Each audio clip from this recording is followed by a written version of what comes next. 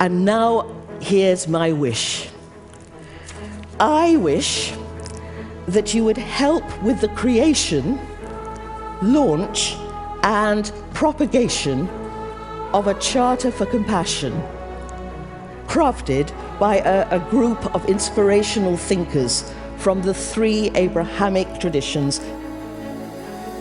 We're going to write the Charter of Compassion based on your contributions. At the end of this meeting, we really are confronted with the beginnings of how to launch and take this charter to different parts of the world.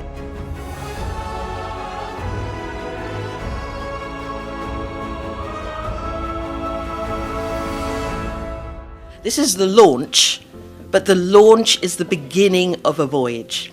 We have a choice, it seems to me. We're standing at a crossroads in history.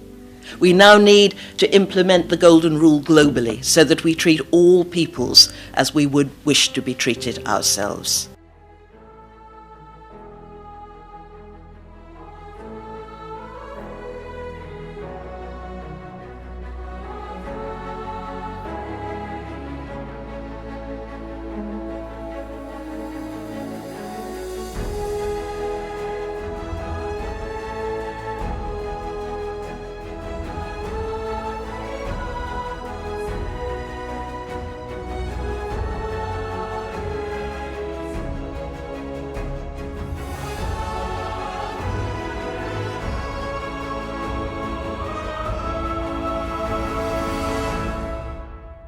People sometimes ask me, what does a compassionate city look like?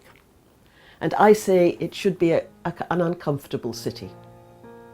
The Prophet Muhammad, peace be upon him, said, "Not one of you can be a believer if he can sleep when he knows that someone is hungry." Now, in our world, we know we are deluged with images of suffering, starving, terrorized people in a way that no previous generation has been.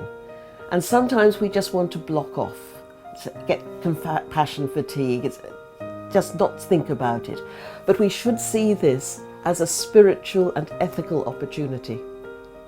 We should fix on one of those images that disturb us.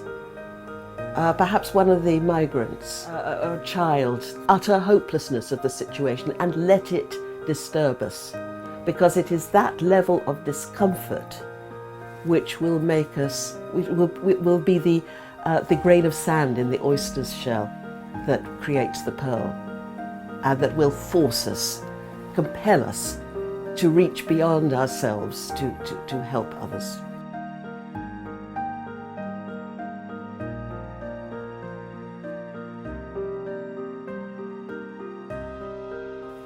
I visited Jordan last January, and I spoke to a closed group of diplomats and politicians and members of the royal family, and these were not hotheads by any means. One of them, an elderly man, had been the foreign minister who had brokered the peace treaty between Jordan and Israel. And he said, "The West has lost its humanity. You care only about your own dead." We never mention in the wars in Afghanistan and Iraq, we never mentioned, hardly at all, the vast numbers of civilian casualties. 90% of the people who died in those wars were civilians, and we never mentioned them. And that gives a distinct impression that we think some lives are more valuable than others. We have to show with our actions in small, practical ways that we are not like that. Perhaps in Rotterdam, what people could do is, when we hear of a disaster like the killing of those Pakistani children, or something happening in, say, in Syria, go to a mosque, go to the Pakistani High Commission and lay flowers there, just as we do for when people of our own kind are killed. And that will raise a public awareness in the city that we are not the only people suffering, and show that we respect those dead too.